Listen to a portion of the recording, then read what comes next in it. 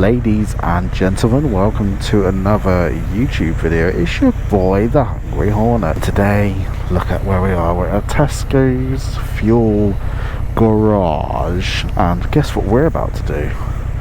We're about to pressure wash our Hornet. That's right, pressure washing our Hornet, keeping it in tip-top shape. Let's go to town. So as you can see, I mean, I didn't give a nice little overlook, but as you can see, it's pretty dirty.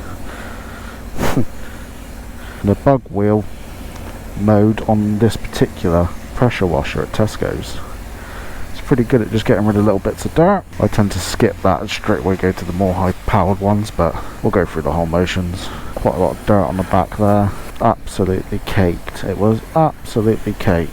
Important to get behind the exhaust. High pressure cold shampoo.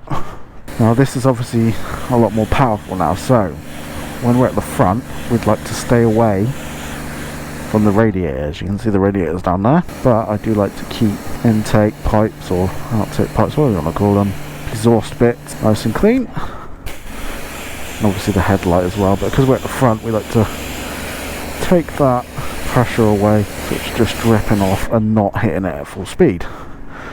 Now the next part is my favourite part, the hot foam brush.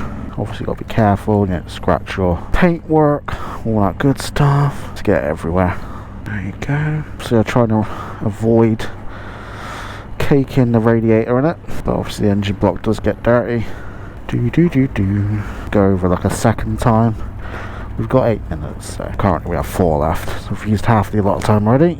As you can see, it is very white now, very foamed up. Nice and lovely. Now it's time to hit the cold wax. Right at the front, let's stay away, as I said, from the radiator and the bearings and anything like that.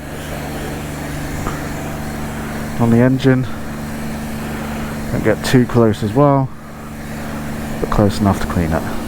Lots of people don't like the idea of pressure washing their motorcycle. I'm okay with it. I've done it all the time, never had an issue. Sides, you can see she's looking quite good now, a lot better than she did earlier.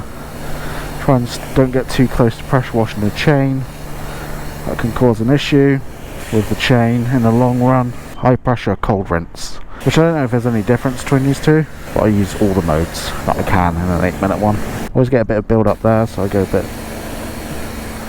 closer. As you can see, she's starting to look good, isn't she? And because we've got some time left, spend a bit of time cleaning the back and the front, don't know even put too much pressure on anything, just giving it a nice shower, and then I like to focus on cleaning the bottom bits, not obviously the radiator. She's looking a lot better than she did. I'd say we're nearly done. As you can see, visually, she looks pretty good now. She is sufficiently cleaned. So what we're going to do now, because I don't like buying fuel from Tesco's, local Shell garage, put some fuel in there. So hope she turns on, that'd be embarrassing. Just to run some of the excess water out of the joint so she's not standing in water. When I get home I could detail her a bit, but I won't bother because A, there's no point because it will just rain and get muddy again. But B, all she really needs in the winter is her rust protection. That's important, and that's it. I'm not gonna shine her up and put wax on her and all that. I'll just put some lube on her chain and that's it, nothing else. So we'll get going. Tesco to Shell garage.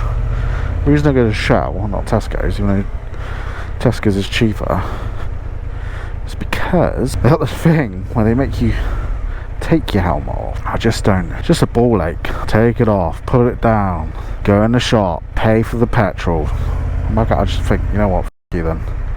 It's a very strict rule Tesco's got in regards to this helmet malarkey. It annoys me. So I'd rather pay that extra bit of fuel, get arguably a better product. I do believe Shell's got some good fuel.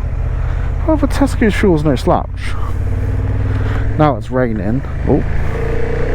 Now it's raining, we don't really want to get too muddy, so anywhere we do go, we're kicking up mud.